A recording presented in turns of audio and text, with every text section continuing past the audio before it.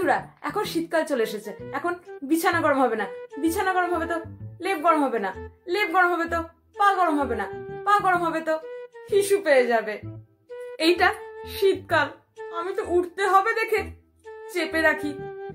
যখন দেখি যে না আর হবে না, পারবো না, এইবার বিছানায় হয়ে যাবে, তখন গিয়ে উঠি।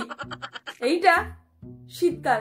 স্নান করার জন্য যখন জল গরম করি, তো সেটাকে ব্যালেন্স করার জন্য একটু ঠান্ডা জল মেশাই, জলটাই ঠান্ডা হয়ে যায়।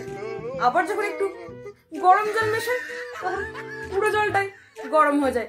আবার যখন ঠান্ডা জল মেশাই, তখন দেখি পুরো জলটাই ঠান্ডা হয়ে যায়। তো এই সার্কেল চলতেই থাকে।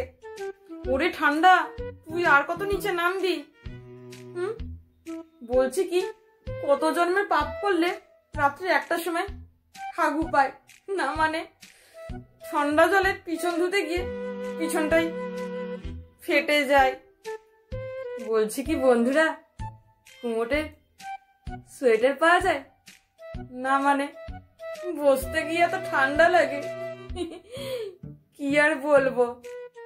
বলছি, শীতকালে রোজ রোজ স্নান করার কি দরকার? আমাদের তো ভবিষ্যৎ প্রজন্মের জন্য জল বাঁচাতে হবে, তাই না? শ্যাম্পু করার দিন বিশ্বাস করো আমার আত্মাটা না বেরিয়ে গিয়ে গাছের ডালে বসে থাকে।